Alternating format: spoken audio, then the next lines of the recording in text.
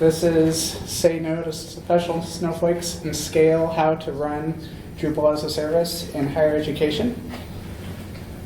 I'm kevincrafts. I'm the manager of user experience and interface design at the University of Colorado Boulder. This is where I work. A little information about the university. We have 7 colleges and schools, approximately 30,000 students, and about 6,000 faculty and staff. We run Drupal as a service for the entire campus.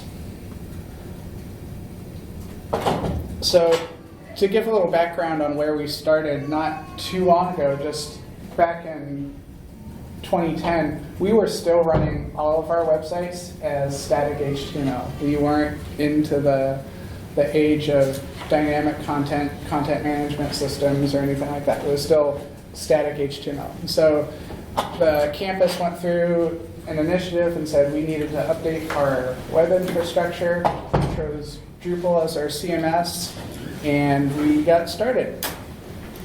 And so we had this new infrastructure, and all the colleges and schools and departments were really excited about this. They're like, wow, this is great. There's a lot that Drupal has to offer. And we had all sorts of people coming to us, asking us all sorts of questions, wanting to get new sites, because they knew that their old static HTML sites were old and dated, and they wanted everything that Drupal had to offer. So we were Drupaling all the sites. And we made lots of sites. But the problem is that they were a lot of different sites. They were unique sites.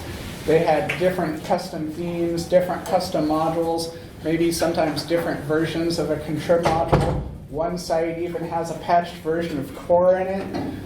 So we had all these sites, but there's nothing really the same about them. Even the things that we had envisioned that were going to be shared across the sites ended up with customizations or overrides. And at the time, our office was charging for some of this work. So our management saw this as a revenue model. And they're like, this is great. Everybody's wanting websites. And so they're like, you guys need to make more and more websites. This is awesome. But it was getting really out of control. And so we modified our team a little bit so we could work on multiple sites, like in parallel or simultaneously. And so now we were making like custom, unique websites twice as fast as we were before. And so we just had all these sites that we had reached our critical tipping point, that we couldn't sustain this anymore. This was not something that we were going to scale, because we still had requests for new sites coming in, whether it be a new initiative from our chancellor that decided that we needed a new website, or there was a new department or a new program that had come online that needed a website. The sites weren't going to stop. So we had to figure out a way to get from all these custom websites into something that was now going to be more similar and for us to manage. And so we looked at this and said, we need to have our one code base to rule them all. But that was going to be something that we could scale. And it's something that we call WebExpress. And if you want to look at this, if you even want to install it, you can look at the whole repo that we install on all of our sites at our GitHub repo, github.com/cuboulder/express. And we're also working on a Drupal.org distribution of this, but we're still pulling out some of the stuff that is more CU Boulder related for this. But we are, like I said, working on this so other institutions can install this and have a higher ed type distribution.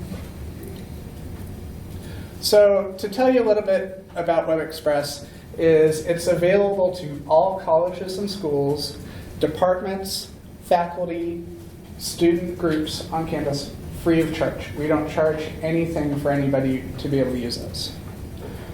We're currently approaching 1,000 sites on the system.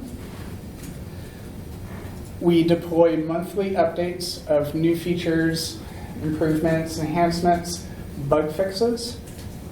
And we have monthly training opportunities that each attendee to one of the trainings gets their own WebExpress sandbox that they can use. And so WebExpress does a lot of things for our campus. It runs the campus homepage, faculty websites, student groups, colleges and school websites, and non-academic websites too. And some examples of those is actually just yesterday we had the Dalai Lama visiting our campus, and so we had a quick, simple site that just had all the event information on this that we were able to put up pretty quickly. We also have a site for the new College of Media, Communication, and Information that has a little bit different kind of content, more academic, a lot of faculty and staff information. And it also runs the CU Boulder homepage, which has a whole bunch of other information on it too. And so when I tell you that we're running 1,000 websites, that we maintain these 1,000 websites, you're probably thinking, wow, you must have like this really huge team. There's no way that you can like manage all that. And code-wise, there's 4 of us. I'm the one in the purple. We also have our boss, our director, and then in addition to that, we have 2 information architects, content strategists, a trainer and support person, and a support and content production person that helps migrate sites and put code in and stuff like that. But for us to get to this level, to get to where we could support and maintain these 1,000 websites, we had to make a lot of decisions. We had to decide what things we were going to do and weren't going to do for us to be able to maintain this. How are we going to maintain over 1,000 websites? And so in order to support all the sites, we had to talk about what you can do and can't do in WebExpress. One does not simply do whatever they want.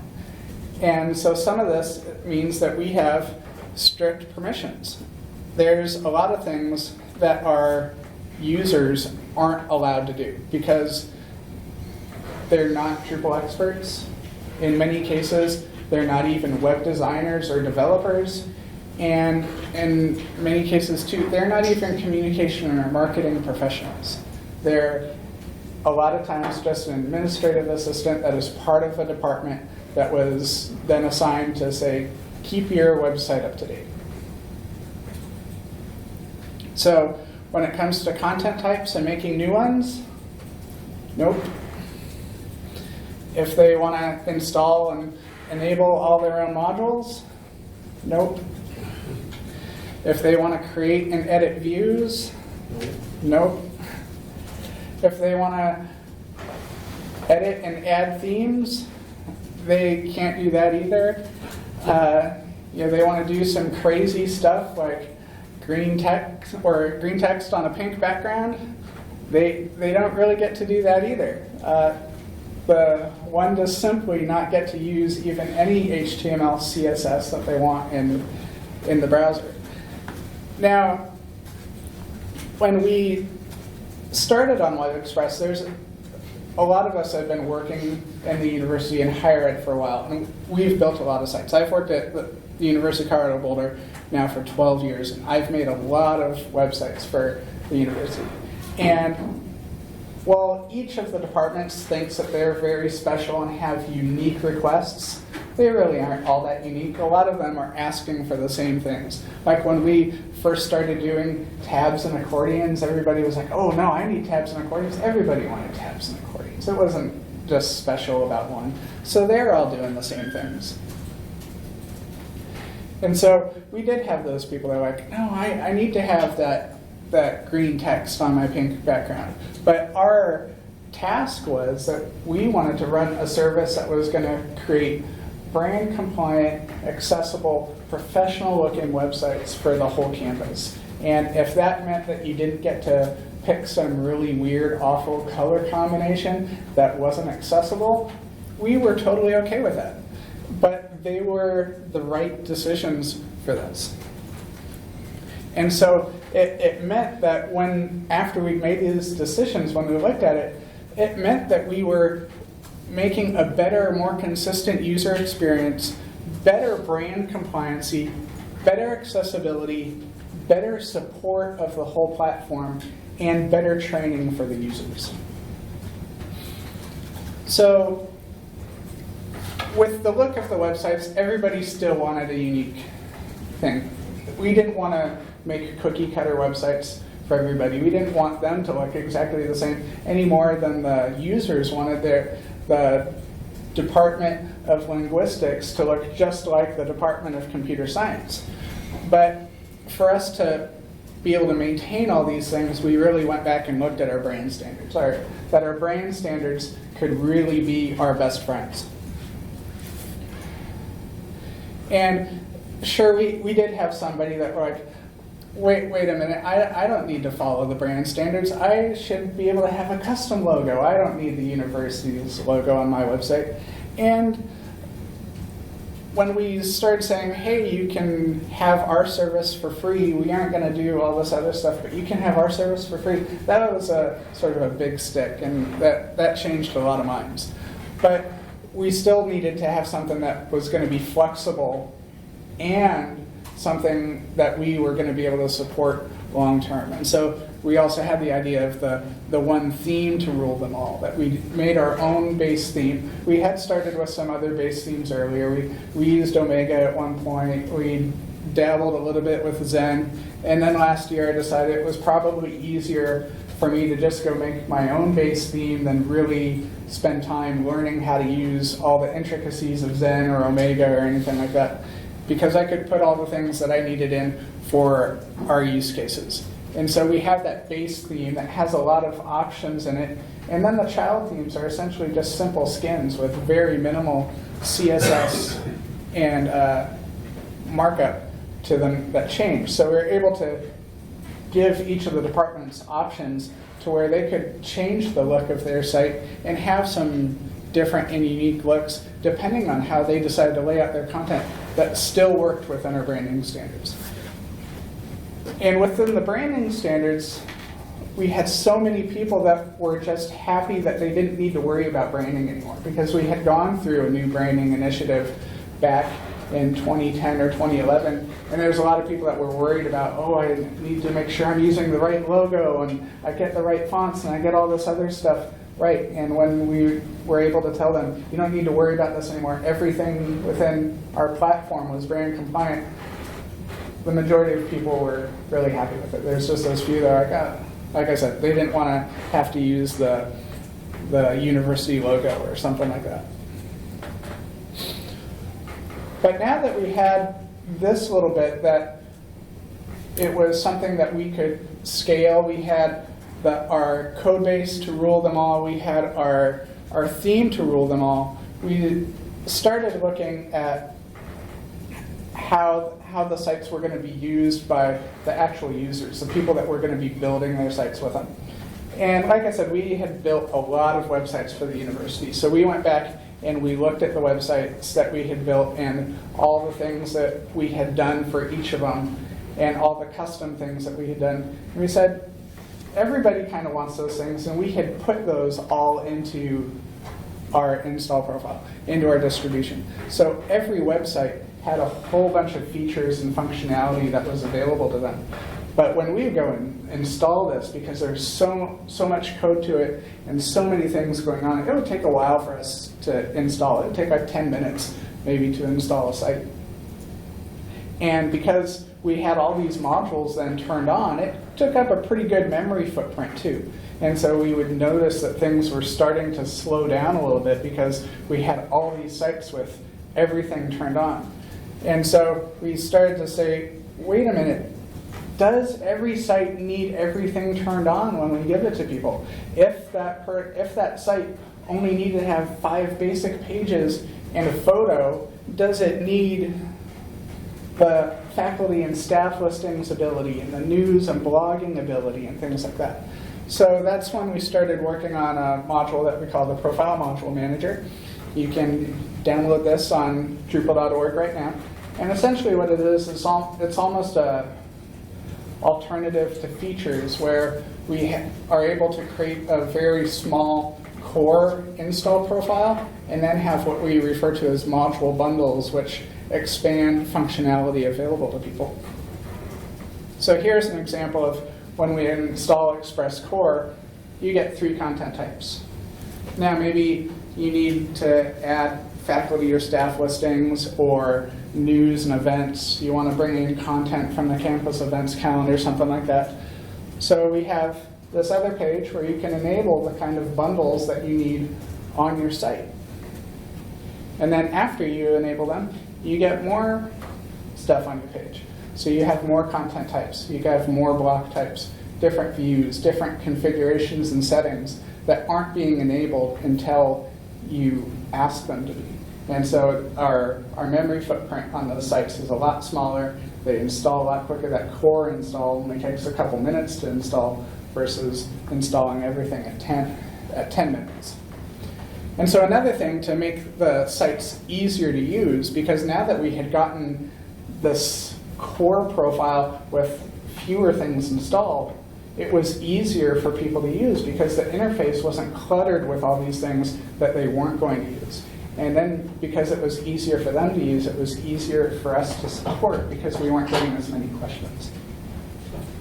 But part of this, of trying to make the interfaces easier for people to use, is you'll see here on our add content screen, we have the content types grouped into sections. And so that's another module that we started working on called Express Add Content. That's also on Drupal.org. That provides a hook that you can then use to group modules together or content types together and block types together. So it makes those add screens a little more understandable for users.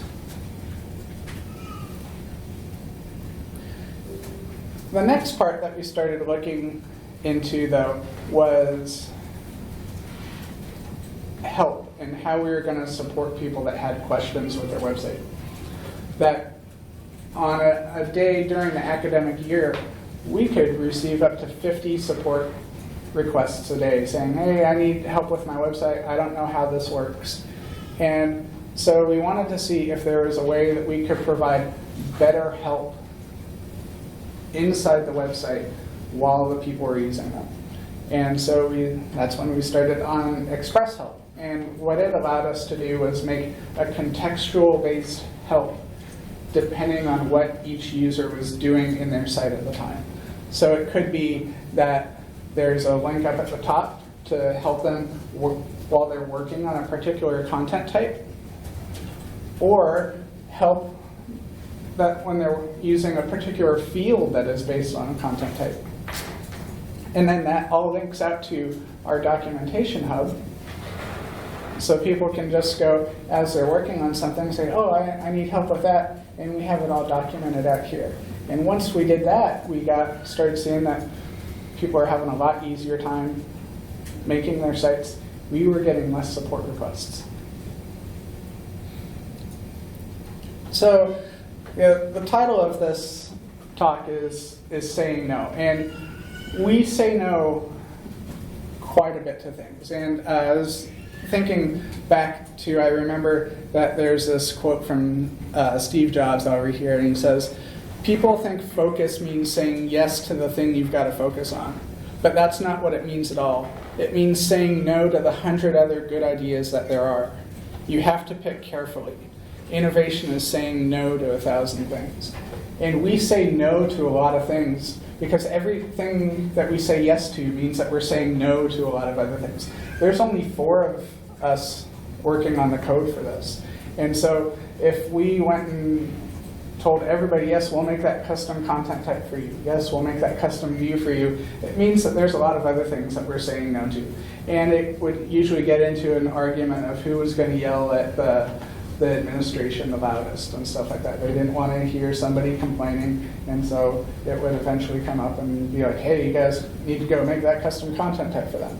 And it wasn't something that we were going to be able to sustain that much anymore. So we really look and see, when somebody's asking for something, is there a way within our current functionality? Because there is a lot in there. If you want to try installing WebExpress, you'll see all the various content types, all the various block types, the different layout tools that we have. You can make pretty complex and sophisticated sites with all the tools in there. And sometimes it was just like the exact thing that they were asking for wasn't in there, but there was alternative ways that could be done.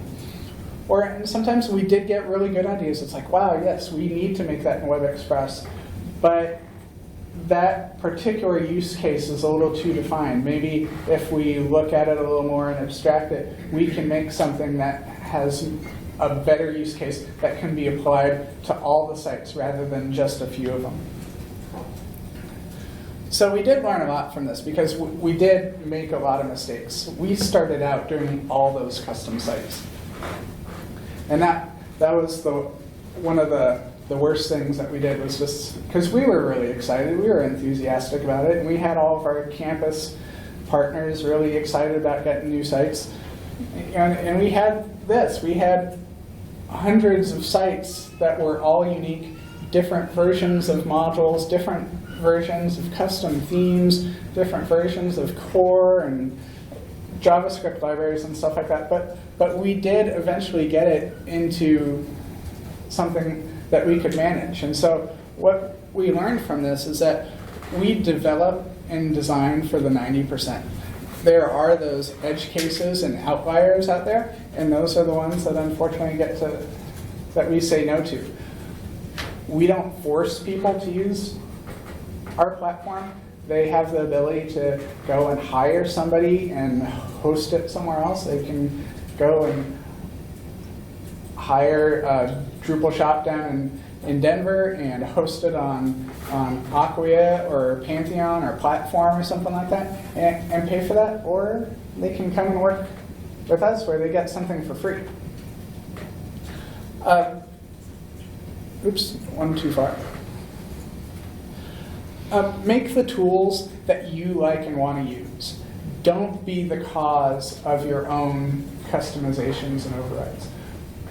We make the tools when we have a project that comes into our office that originates in our office, that we aren't going and saying, oh, well, we get this custom thing and everybody else gets something else. We make all the tools that we like to use and then pass those on to everybody else on campus. It's not like we're holding all the special things just for us. Embrace branding standards and visual guidelines. That was a huge win for us, that once we were able to simplify what our themes were going to offer and what those visuals were, it just took a lot of things off the table. We used to be a department that did a lot of custom design work of how a header was going to look and what fonts were going to be used and what colors were going to be used. Once we took a lot of those things off the table, like what fonts were going to be used, that we were going to use our brand font all the time, and that we were going to use our brand colors all the time, and it was going to have the brand logo on it, and that the header of the site was set, and the footer of the site was set, we could be much more creative in other ways within the content that stuck with our brand standards. If possible, make your service free. By not charging for this, we don't have to go back to somebody and say, well, I really need this and you need to provide it because I'm paying for it. When our team was working on multiple projects simultaneously, it distracted us from focusing on this project and being able to create roadmaps for future releases and enhancements. When we want to do an update to how our faculty and staff listings work or how our news article and blogging work, we can't really plan 1 or 2 releases out if we were always working on different things. And once we really focused on just working on the platform, we're able to make those plans. We also needed to have a staff member on our team that was dedicated to training and support. Last year, I was, in addition to being our front-end designer and developer and making a lot of the site building tools within WebExpress, I was also running a training program once a month and doing an open lab session at least once a week on campus. And it was too much for me and even some of the other developers that had to step in. So once we were able to get somebody that could respond to the support tickets right away and do the training, it helped the developers do what they needed to do.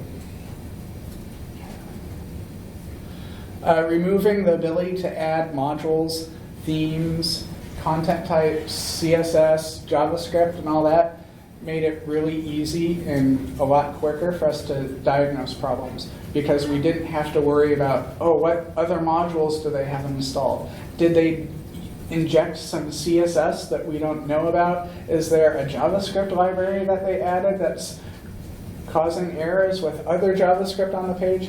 Because all that stuff could be eliminated immediately, we could focus on what we knew the problem would be and be able to diagnose it a lot more quickly.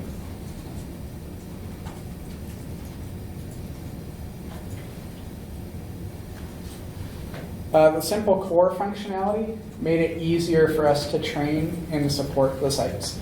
Once we had the sites that had the basic core functionality installed, we could do quicker trainings on those more often, and then also provide additional trainings on the particular bundles that people had. So they go through the initial training on how to do the basic editing on their site, how to make basic pages, how to add some blocks and do layouts, how to change some of their theme options. But then if they're going to be doing stuff like news and articles and blogging, they can attend a session that's just on that. And like I said earlier, once we had the sites so basic at the beginning, it made them a lot easier to use, which also meant that we were getting less support tickets.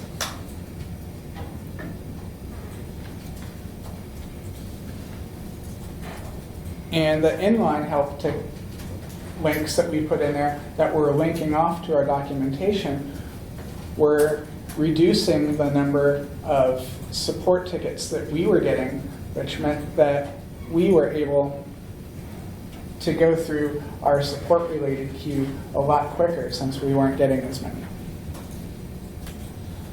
Another big thing on the development side is that once we were running such a huge number of sites was automated testing. We use Behat to create automated tests, so whenever we have a pull request putting in new code into the site, it runs through all the tests and we can see if those fail. Not too long ago, we put in some code that actually removed the submit button from the save site name page. And so in our Git repo, it says that the test failed, so we knew not to merge that code in until after we could go back in and fix it. And so that prevents most of the time from us putting buggy code out to the whole platform.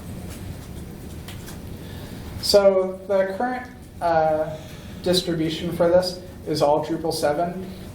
Because we've been working on this for a while, we do have plans to start porting this to Drupal 8, but our infrastructure at the university was more designed for Drupal 7, and so we're probably not going to be starting on our Drupal 8 version of this until this fall when our infrastructure is built. And how we plan on going about this is that all of our sites on our platform, we have a lot of statistics and data on. We built an inventory system that tells us a lot about these sites. And so we can go through there and see how many nodes are on sites, what is the average number of nodes, what are the more popular bundles that people are turning on. And we can use that data and those statistics to help us prioritize what the next thing is. So we're going to start with making the Express core in Drupal 8 and then go back and say what are the most popular bundles that people have turned on, and then we'll start working on those.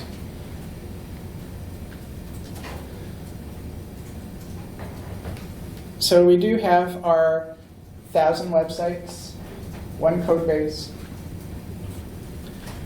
We web expressed all the sites.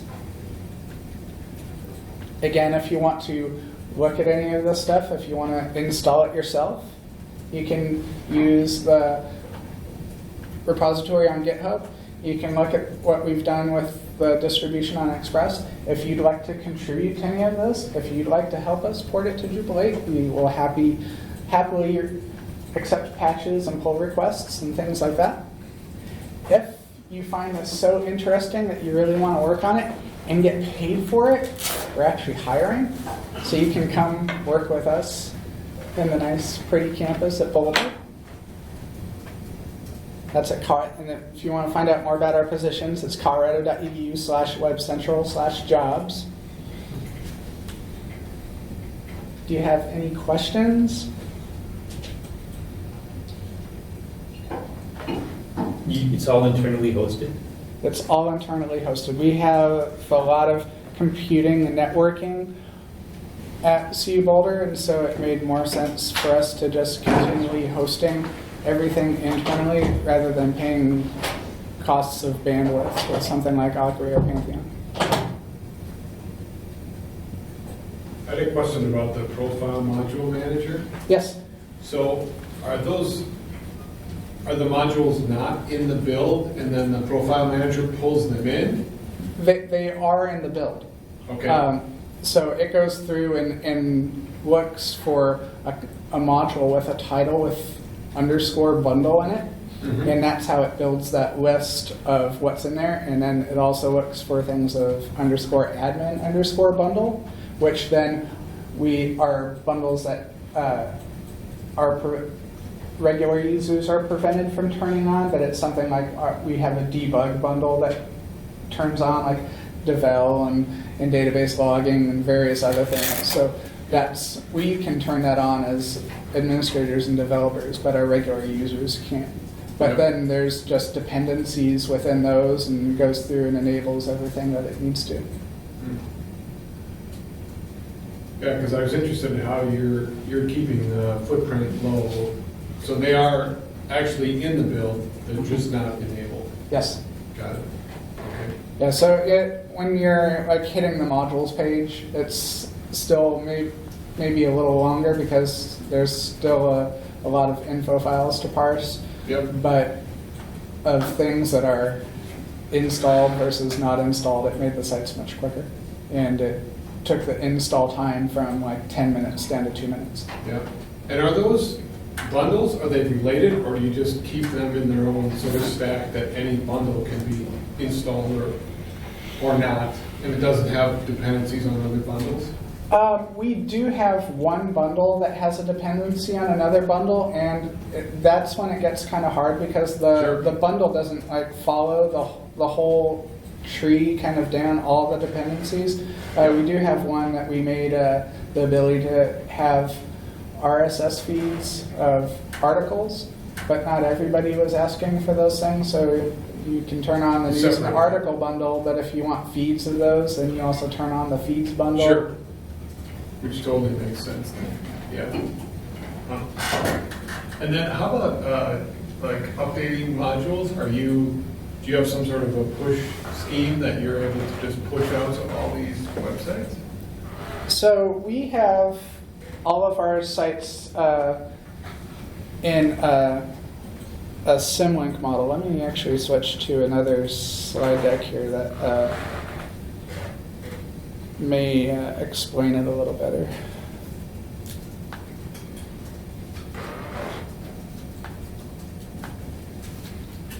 So we call it DSLM, a different kind of multi-site. There's a module for this out on Drupal.org too, drupal.org/project or project/DSLM.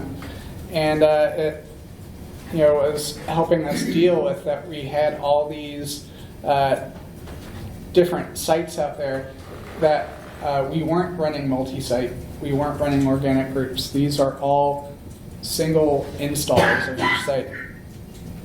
And so usually when you look at when you download Drupal and you look at it in each directory, this is usually what you see. You see all these files.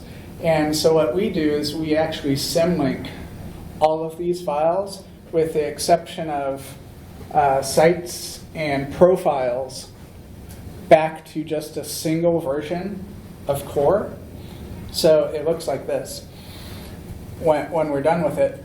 And you'll see it's like here on the web config, it's DSLM base /cores/current. That current then is a symlink to a particular version of core. And so when we go through and we are either updating our install profile or Drupal core, essentially what it is an automated process that goes through each site, updates the symlink to the new version, runs drush update DB, does all the update hooks that it needs to, and then moves on to the next site. And we do those, and we use Python and Eve to automate those tasks. It does about 6 sites at a time, and then just moves on to the next group. We usually start it with a batch of our unlaunched sites, so we can catch it if anything were to go horribly wrong before it starts going through all the things. But if the update is pretty clean, we get through all the sites in a day. If it was much larger, when we went from the 1.0 version of our platform to the 2.0 version of our platform, and we're creating a lot of new things for our layout tools and things like that, that one actually took a few days for us to run, but it works pretty well. It's a different sort of thing of how to manage this many sites, but when you're hosting it yourself, since we aren't using a container-based architecture, we're actually getting a performance increase of this because this file is being cached once for the whole platform rather than cached for each site.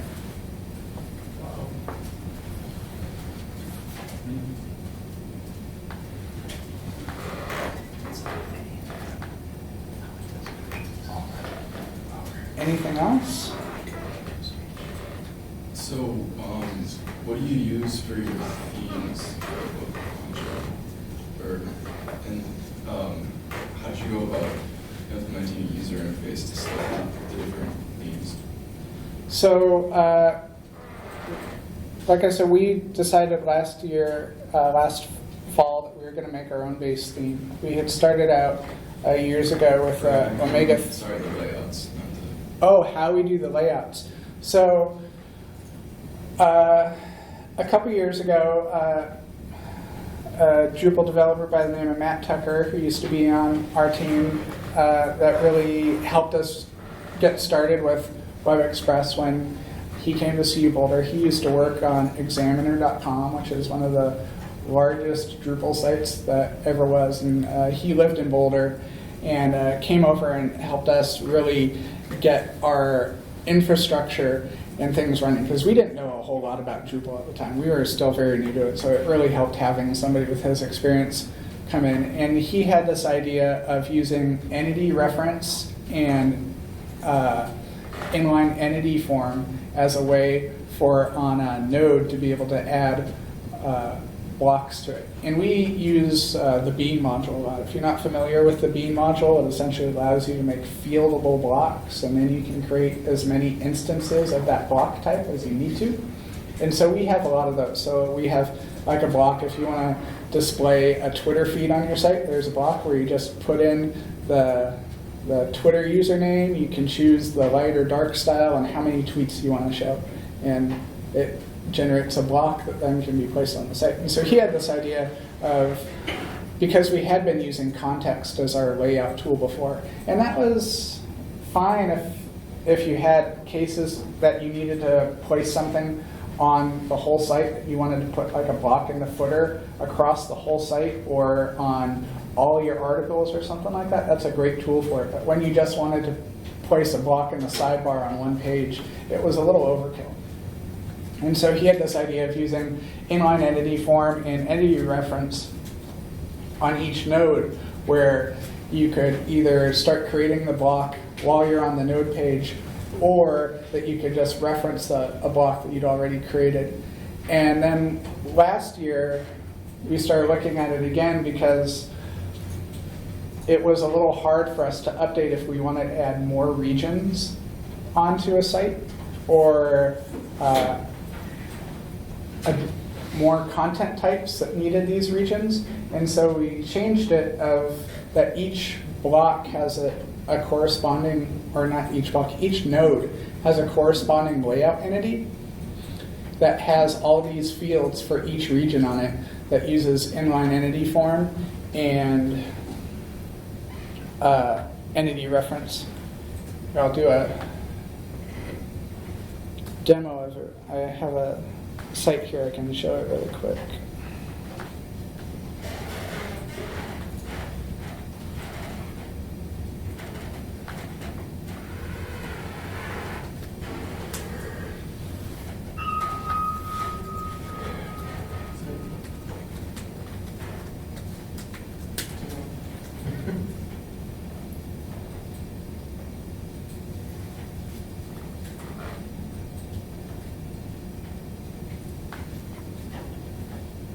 So here on my homepage, if I want to add a block to the sidebar,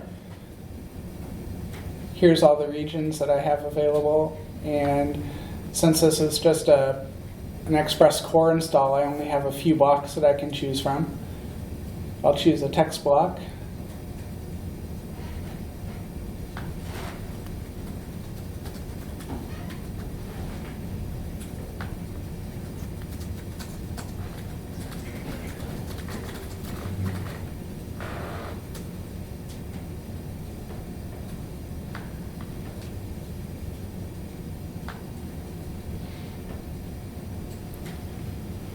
And so it's just a way to create reusable pieces of content that then you can either place those blocks with this layout tool, or if it's something that needed to be assigned to like a lot of pages, like you wanted it to be on every page of the site or every content type or every person page or something like that, then you could use context, but it has that same reusable piece that you could access.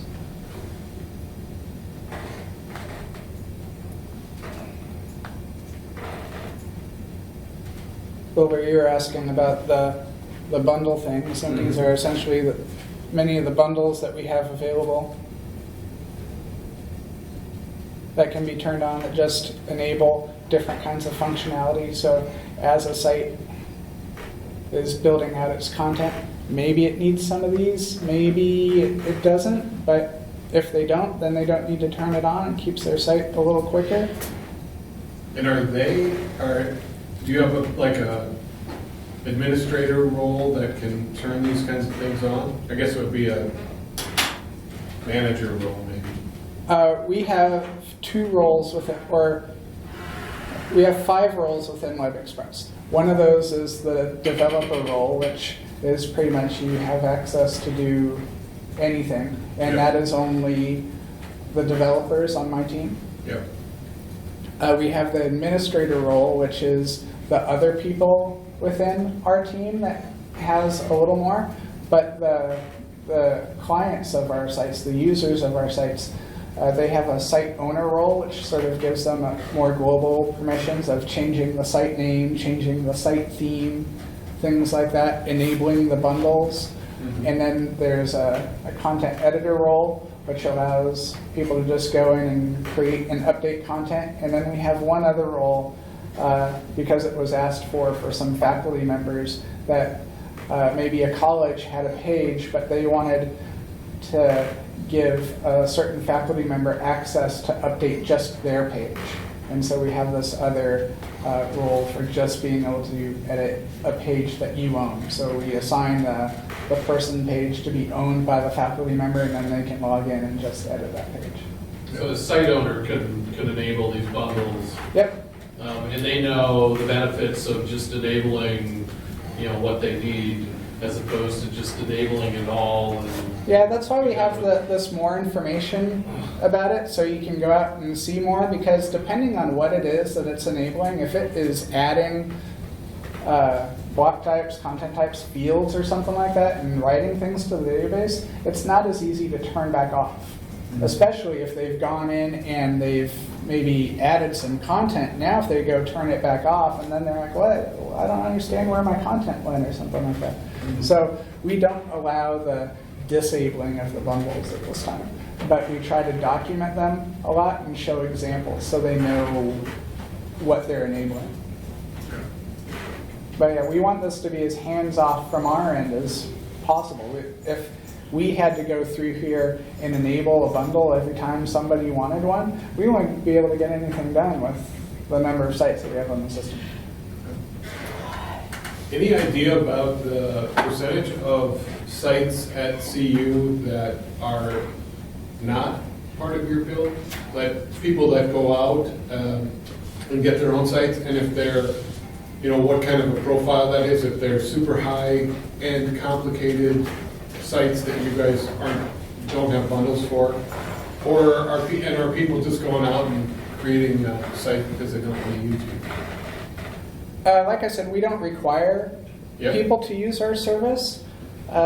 They are fully welcome to go out and hire somebody else, but usually the reality is that they can't afford what a Drupal shop is going to charge for them to do. We had It's hard to beat free. it's very hard to beat free.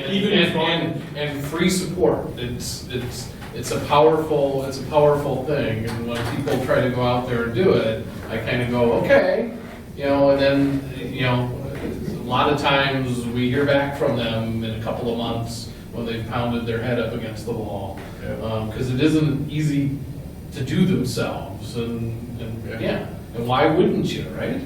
Well, they're usually thinking, all right, I have some money, I can go out and hire somebody to build my website. But they aren't usually thinking of what is the long-term cost of hosting it, what is the long-term cost of keeping the contrib modules updated, core updated, and things like that. And so since we handle all of that for them, it's usually a pretty easy conversation. We did have a department not too long ago that came to us, and they really were one of those ones that didn't like the branding standards, that felt that they should be able to do whatever they wanted. It's academic freedom. But then when we were like, so you're not going to have to worry about hosting, you're not going to have to worry about updating any of the code, we're going to do all that for you. If there's a security release or patch that comes out, we're going to take care of that. And they're just like, okay, maybe working within the brand is a good idea. Usually you can sell them on all of that stuff, and a lot of times it's pretty powerful stuff. You get the people who are bound and determined, and a year or two later, when the person who built the site, who's the only one who understands it, goes off to do whatever, and then they come back to you. I always like that conversation.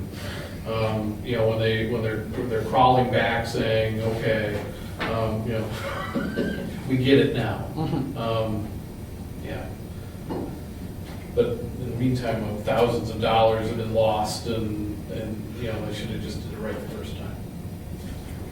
So, I was wondering, do you have any plans for adding more bundles or just other plans in general?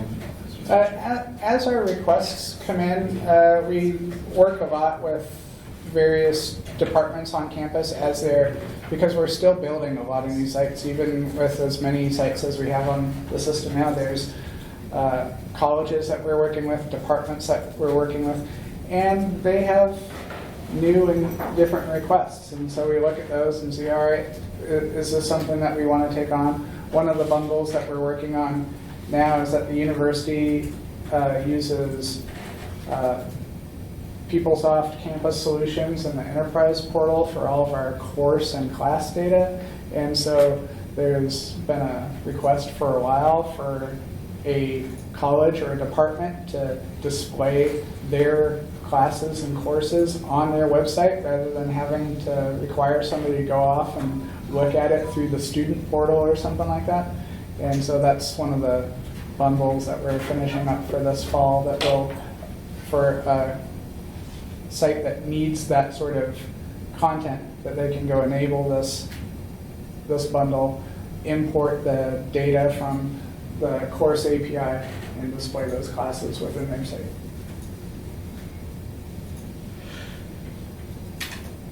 The last one that we did just this past release was a search engine optimization bundle that just sort of provided a checklist for them to see what ways they could make their site more search engine friendly. So I checked to see if they had set their site to be responsive or not, added a broken link checker, gave them some ideas on how many 404s they were getting,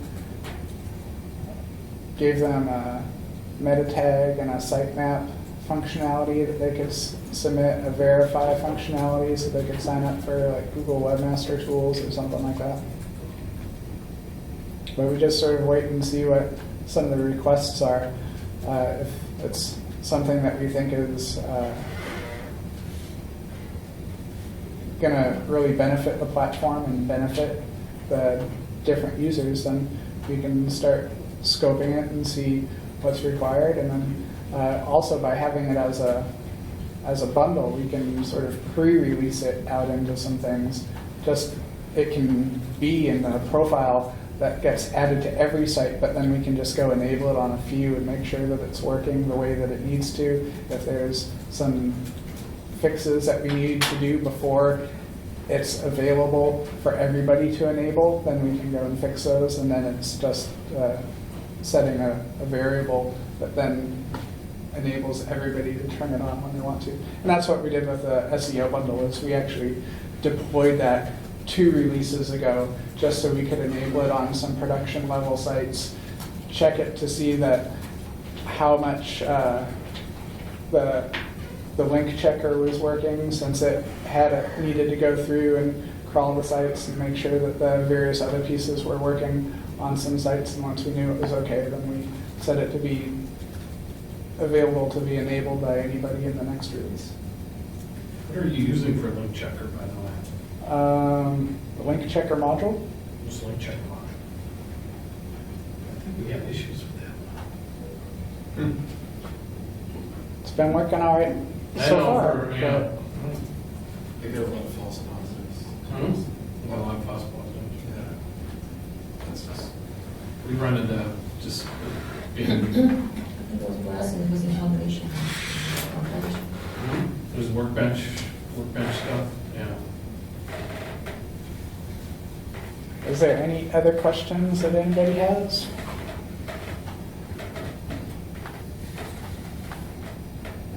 If not, or if you think of questions later, you can contact me on Twitter at kevincrafts. I'm also kevincrafts on Drupal.org. Thank you for coming. And So I just had one observation. It looks like you took a really holistic approach on how to build and manage this kind of, and how to solve this kind of problem. That's really cool, right? I mean, even from how you would accept requirements down all the way to user experience. That's awesome. thank you.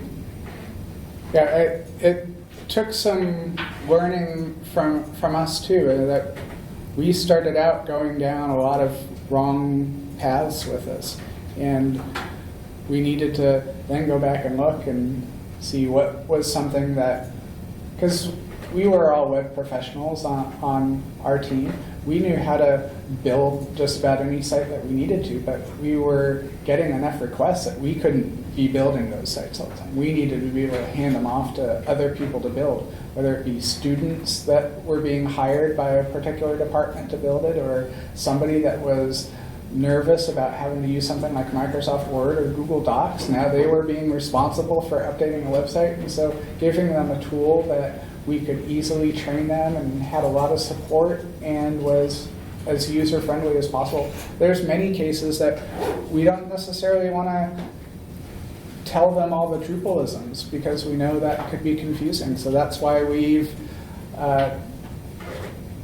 developed some alternatives to even some core functionality or contrib functionality by designing a new theme selector and using our profile module manager to enable bundles rather than exporting everything as features.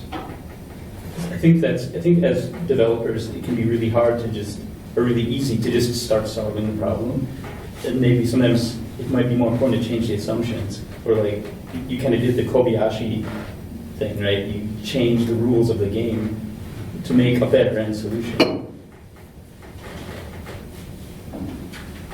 Well, if that's it, then I'll hit the red button and we can all go to the party tonight.